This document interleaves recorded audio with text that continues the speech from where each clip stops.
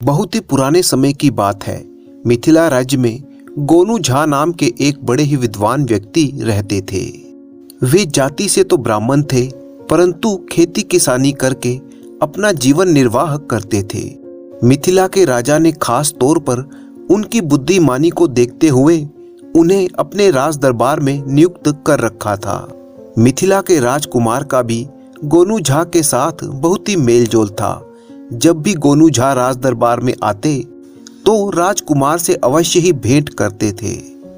एक दिन की बात है, जब मिथिला के राजा अपने राज दरबार में बैठे हुए थे तो कुछ साधु उनके पास आए और कहने लगे, महाराज, आपके राजकुमार ने हमारे राजगुरु की हत्या कर दी है।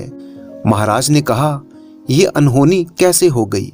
आपके पास इस बात का क्या सबूत है? साधु ने एक तीर दिखाते हुए कहा, ये तीर जो राजगुरु जी की मौत का कारण बना। राजा ने कहा, तीर किसी और का भी हो सकता है। अवश्य हो सकता है महाराज, परंतु महाराज, राजकुमार के तीर पर अपना अलग एक शाही निशान होता है। इस बात को सभी जानते हैं। तो ठीक है ऋषिवर, आप हमें तीर को दिखाइए। राजा ने तीर को अपने हाथ में लिया और बड़े ही ध्यान से उसे देखने लगे। तीर को देखते हुए राजा ने कहा, हाँ, तीर तो राजकुमार का ही है। और इसके बाद राजा ने बड़े ही ऊंचे स्वर में कहा, राजकुमार को कल दरबार में बंदी बनाकर पेश किया जाए। राजा के ये आदेश देने के एक दिन के बाद मंत्री महाराज के पास आए और कहने लगे, महाराज, सुना है राजकुमार राजगुरु की हत्या के बाद डर के मारे कहीं भाग गए हैं या फिर कहीं पर छिप गए हैं। महाराज ने कहा, सारे राज्य में ये घोषणा करवा दीजिए कि राजकुमार जहां पर भी हो 7 दिन के अंदर दरबार में हाजिर हो जाए। जो कोई राजकुमार का पता बताएगा उसे 500 स्वर्ण मुद्राएं इनाम में दी जाएंगी।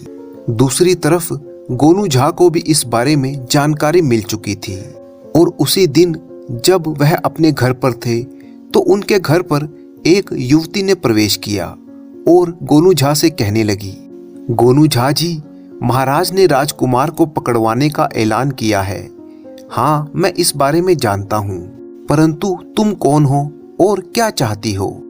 मैं कौन हूँ ये मैं आपको बाद में बताऊंगी, परंतु इस समय आवश्यक ये है कि मैं राजकुमार के बारे में आपको बताऊं। आप तो जानते ही हैं कि राजकुमार पर राजगुरु की हत्या का आरोप है और ऐसा लगता है कि महाराज उन्हें मृत्यु दंड देंगे। बेटी, वो सब तो ठीक है, परंतु तुम क्या चाहती हो और राजकुमार के लिए तुम इतनी परेशान क्यों हो? क्योंकि मैं जानती हूँ कि राजकुमार बेगुनाह है। वो कैसे? क्योंकि राजकुमार वहां शिकार खेलने नहीं बल्कि मुझसे मिलने के लिए आता था। हो सकता है उस दिन उसने शिकार खेला हो। नहीं, ऐसा वो भूल कर कभी भी नहीं कर सकते, क्योंकि वह जानते थे कि मुझे पशु पक्षियों से बहुत ही प्यार है। इसीलिए राजकुमार ने जंगल में शिकार खेलना बिल्कुल बंद कर दिया था। लेकिन इसमें मैं क्या कर सकता हूँ बेटी? गोनू झा जी, जैसा मैं आपको कहती हूँ, अगर आप वैसा ही करें तो हम राजकुमार को जरूर बेगुनाह साबित कर सकते हैं। और उसके बाद वो युवती गोनू झा को अपनी योजना समझाने लगी। सारी बात समझकर गोनू झा बहुत ही प्रसन्न हुए और फिर उस लड़की के बताए अनुसार गोनू झा महाराज के पास जाते हैं और कहने लगे, महाराज की जय हो, मेरा प्रणाम स्वीकार करें महाराज। आओ गोनू झा, कहो कैसे आना हुआ? महाराज, मैं राजकुमार के बारे में कुछ कहना चाहता हूँ। कहो, क्या कहना चाहते हो? महाराज मन ही मन में सोचने लगे, शायद गोनू झा राजकुमार को बेगुनाह साबित करने के लिए यहाँ पर आया है और मुझे विश्वास है कि ये बुद्धिमान आदमी उसे बचा लेगा। गोनू झा ने कहा, महाराज, क्या राजकुमार के खूनी साबित होने का यही कारण है कि राजगुरु को लगने वाले तीर पर राजकुमार की शाही मोहर लगी हुई थी? हाँ गोनू झा, तुमने बिल्कुल ठीक कहा। क्या खूनी होने के लिए इतना सबूत कम है? महाराज, राजकुमार कहाँ हैं ये मैं आपको बता सकता हूँ। जल्दी बताओ गोनू झा, हम उसे अभी गिरफ्तार करने के लिए सिपाही भेजते हैं। गोनू झा ने पास ही खड़े एक सिपाही को बुलाकर कहा, सिपाही सुनो, राजकुमार मेरे घर पर छिपे हुए हैं, तुम उन्हें पकड़कर ले आओ। जी हजूर, ऐसा ही होगा। जैसे ही वो सिपाही जाने लगता है तो गोनू झा उससे कहता है, अरे सिपाही सुनो, अपना ये भाला मुझे देते जाओ। सिपाही ने अपना भाला गोनू झा को दे दिया और उस सिपाही के जाते ही गोनू झा ने पास ही खड़े एक दूसरे सिपाही की कनपटी पर वो भाला दे मारा। अचानक हुए इस हमले के कारण वो सिपाही अपने आप को संभाल ना सका और वहीं पर बेहोश होकर गिर गया। वहां पर खड़े सभी लोग आश्चर्यचकित रह गए। मंत्री ने कहा, महाराज, गोनू झा ने तो भरे दरबार में एक सिपाही को घायल कर दिया। ये अपराधी है, इसे सजा दीजिए। गोनू झा ने कहा, महाराज, अपराधी मैं नहीं बल्कि अपराधी वो है जिसका ये भाला है। महाराज, राजकुमार खूनी इसलिए है क्योंकि राजगुरु को लगने वाले तीर पर राजकुमार का शाही निशान है। फर्क सिर्फ इतना है कि राजगुरु को मारते हुए उसे किसी ने नहीं देखा और मुझे मारते हुए देख लिया गया है। राजा गोनू झा की सारी बात समझ गए और कहने लगे, गोनू झा, जो तुम कहना चाहते हो वो हम समझ रहे हैं, इसीलिए हम पहला आदेश वापस लेते हैं और सारे राज्य में ये घोषणा करवाने का हुक्म देते हैं कि राजकुमार जहां कहीं भी हो, दरबार में बाइज्जत पेश किया जाए। शुक्रिया महाराज, अब मैं आपसे आज्ञा चाहता हूँ। परंतु महाराज गोनू झा को एक दूसरे एकांत कमरे में ले गए और गोनू झा से कहने लगे, तुमने राज दरबार में राजकुमार को जिस ढंग से बेगुनाह साबित किया वह तुम्हारे सिवा कोई और नहीं कर सकता। हम कितने दिनों से परेशान थे, तुमने हमारी परेशानी दूर कर दी। हम तुम पर बहुत ही खुश हैं। इसके बाद राजा ने गोनू झा को इनाम देते हुए कहा, ये लो 10,000 स्वर्ण मुद्राओं की थैली।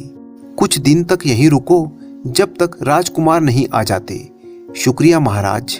कुछ दिन महल में रहने के बाद गोनू झा वापस जाने के लिए महाराज के पास आते हैं तो महाराज को परेशान देखकर वह कहने लगा, महाराज, मैं तो वापस जाने की आज्ञा लेने आया था, परंतु आप तो परेशान नजर आ रहे हैं। हाँ गोनू झा, हम राजकुमार के लिए परेशान हैं। राजकुमार अभी तक दरबार में हाजिर नहीं हुआ। तभी गोनू झा के दिमाग में एक विचार बिजली की गति से कौंधा। वह सोचने लगा, हो ना हो उस लड़की को जरूर मालूम होगा कि राजकुमार कहाँ पर है, जिसे मैं घर पर छोड़कर आया था, जिसने मुझे ये सारी जानकारी दी थी। मुझे अभी वापस जाकर उस लड़की का पता लगाना चाहिए। इसके बाद गोनू झा ने कहा, महाराज, मैं राजकुमार को ढूंढने की कोशिश करता हूँ, आप मुझे आज्ञा दीजिए। जाओ गोनू झा, मुझे विश्वास है कि तुम राजकुमार को ढूंढने में जरूर कामयाब हो जाओगे। गोनू झा वापस अपने घर में आ गया और वह उस लड़की के बारे में सोचने लगा। तभी संयोग की बात है, वो लड़की एक बार फिर से गोनू झा के घर पर आ गई और गोनू झा ने उससे पूछा, सुनो बेटी, तुम्हें अवश्य ही पता होगा कि राजकुमार कहाँ पर है, बताओ वो कहाँ है। मैं जानती हूँ कि राजकुमार कहाँ पर है, लेकिन मैं दरबार में जाकर सिर्फ राजा को ही बताऊंगी कि वो कहाँ पर है। गोनू झा उसे लेकर मिथिला नरेश के दरबार में पहुंचा। कहने लगा, महाराज, राजकुमार का पता इस लड़की को मालूम है। राजा ने कहा, बताओ बेटी, राजकुमार कहाँ पर है। लड़की ने कहा, महाराज, मैं राजकुमार और राजगुरु के कत्ल के बारे में भी जानती हूँ। बेटी, हमें विस्तार से बताओ। युवती आगे कहने लगी, जिस वक्त राजगुरु की हत्या हुई उस वक्त मैं वहीं पर थी। राजकुमार शिकार खेलने के लिए जंगल में जा रहे थे। कीमती आभूषण ज्यादा पहनने के कारण रास्ते में उनको डाकुओं ने घेर लिया। उनसे वे अकेले ही मुकाबला करने लगे। तभी उधर से गुजरते हुए राजगुरु की दृष्टि उन पर पड़ी और राजकुमार को बचाने के लिए वह बीच में कूद पड़े। राजकुमार उन्हें देखकर आश्चर्यचकित रह गया और उसी क्षण मौका पाकर एक डाकू ने उनसे तीर छीनकर राजगुरु को मार दिया और राजकुमार को घायल करके वे भाग गए। ओह, राजगुरु ने हमारे राजकुमार को बचाने के लिए अपने प्राणों की आहुति दे दी, मगर हमारा राजकुमार कहाँ पर है? तभी उस लड़की ने अपने सिर से नकली बाल उतारते हुए महाराज से कहा, महाराज, राजकुमार आपके सामने है। मैंने खुद को बेगुनाह साबित करने के लिए गोनू झा जी का सहारा लिया था। असल में वो युवती नहीं थी, बल्कि युवती के भेष में वो राजकुमार था। और इसके बाद राजकुमार अपने असली वेश में आ गया। अपने बेटे को देखते ही महाराज बहुत ही प्रसन्न हुए और उसे गले से लगाते हुए कहने लगे, शुक्र है भगवान का कि तुम बिल्कुल ठीक हो। इसके बाद राजकुमार ने गोनू झा से कहा, गोनू झा जी, यदि आप ना होते तो मैं अपने आप को कभी बेगुनाह साबित नहीं कर सकता था। मैं आपका बहुत ही आभारी हूँ और आपको ये 20,000 स्वर्ण मुद्राएं इनाम में देता हूँ। धन्यवाद राजकुमार, ये तो मेरा फर्ज था और आगे भी मैं मिथिला राज्य के लिए जो भी बन पड़ेगा वो करता रहूंगा। ढेरों इनाम पाकर गोनू झा वहां से अपने गांव के लिए रवाना हो गए। महाराज अब खुश थे कि उनका बेटा बेगुनाह है और वे फिर से अपने बेटे के साथ एक सुखमय जीवन बिताने लगे। अवंतिका राज्य में रहने वाले सेठ मुरारी लाल राज्य के सबसे धनी व्यक्ति थे। सेठ मुरारी लाल के घर में दर्जनों नौकर चाकर हमेशा उनकी सेवा में हाजिर रहते थे। सेठ जी के घर पर अक्सर ही किसी न किसी कार्यक्रम या उत्सव का आयोजन होता ही रहता था और ऐसे मौकों पर सेठ अपनी धन और वैभव का खूब दिखावा करते थे। ऐसे ही एक समय पर सेठ ने सबके सामने घोषणा करते हुए कहा, अब तो मैं सबसे बड़ा हूँ, मुझसे बड़ा इस राज्य में कोई नहीं है। मुरारी लाल के सब नौकर चाकर और सगे संबंधी उनके मुंह की ओर देख रहे थे। मुरारी लाल वास्तव में ही बहुत धनवान बन गया था। उसके बराबर का धनवान पूरे राज्य में कोई नहीं था। उसकी हवेली भी राजा के महल से कम ना थी। सेठ के अस्तबल में हर नस्ल के घोड़े बंधे हुए थे। शायद राजा के पास भी ऐसी नस्ल के घोड़े नहीं थे। मुरारी लाल के पास जब इतना अधिक धन आ गया तो उसने सोचा कि क्यों ना अपनी हवेली पर एक महाभोज का आयोजन किया जाए, जिसमें राज्य के बड़े बड़े लोगों को बुलाया जाएगा। और क्योंकि राज्य के राजा वीर प्रताप भी उसके अच्छे मित्र हैं, उन्हें भी इस मौके पर बुलाया जाए ताकि वो भी देख लें कि मैं भी किसी राजा से कम नहीं हूँ। मुरारी लाल ने ऐसा ही एक भव्य समारोह अपनी हवेली पर रखा, जिसमें राज्य के बड़े बड़े लोगों के साथ साथ राजा वीर प्रताप को भी बुलाया गया। राजा वीर प्रताप को पूरी शानो शौकत के साथ उस बड़ी हवेली में बिठाया गया, जहां पर राज्य के बड़े बड़े लोग मौजूद थे। वहां पर किसी आम आदमी को आने की आज्ञा नहीं थी। गलती से सेठ मुरारी लाल का नौकर उस कमरे में आकर बैठ गया। जैसे ही सेठ जी ने उसे देखा तो क्रोध से आग बबूला हो गए। उन्होंने झट से जाकर नौकर को गले से पकड़ा और सबके सामने उसे मारने लगे। फिर उसे गालियां देते हुए बोले, निकल जा बदतमीज, बदमाश कहीं के, निकल जा मेरे घर से। नौकर बेचारे का जो अपमान सबके सामने हुआ था, उसे मन ही मन में बहुत ही गुस्सा आ गया। वो खून के आंसू पीकर रह गया और सोचने लगा कि आखिर मेरा दोष ही क्या था। उसने वहां से जाते समय मन में ये कसम खा ली, सेठ जी, तुमने मुझे छोटा इंसान समझकर सबके सामने मुझे मारा और मेरा अपमान किया। मैं एक दिन इसका बदला जरूर लूंगा। ये प्रण लेकर वो वहां से चला गया। नौकर का नाम नंदू था। अब वह सेठ से बदला लेने की योजना बनाने लगा। उसका एक मित्र था जो राजा वीर प्रताप के महल में नौकर था। नंदू ने उसकी सहायता से राजा के महल में नौकर का काम कर लिया। बदले की आग में तो उसका मन सुलग ही रहा था। वो बस हर समय मौके की तलाश में रहता था कि कब उसे ऐसा मौका मिले कि वो सेठ से अपने अपमान का बदला ले सके। नंदू जानता था कि सेठ मुरारी लाल राजा वीर प्रताप का बड़ा ही अच्छा मित्र है। वो मौके की इंतजार करने लगा। किसी ने ठीक ही कहा है कि समय बहुत ही बलवान है, समय बदलते देर नहीं लगती।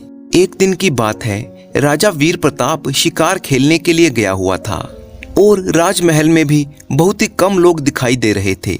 नंदू ने इधर उधर देखा और मैदान खाली पाकर वो राजा के कक्ष में चला गया। सेठ मुरारी लाल से बदला लेने का समय अब आ चुका था, क्योंकि नंदू को ये बात अच्छी तरह से पता थी कि सेठ मुरारी लाल बिना किसी रोक टोक के महल में आता जाता है। उसे राजा की तरफ से पूरी छूट दी गई है। नंदू का तेज दिमाग बहुत दूर तक अपना काम कर चुका था।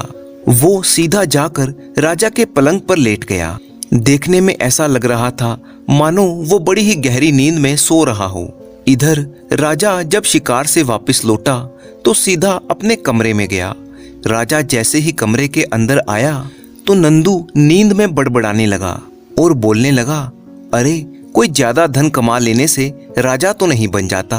मुरारी लाल की ये मजाल कि वो अब रानी के साथ छेड़छाड़ करे। छी छी छी छी, पापी कहीं का।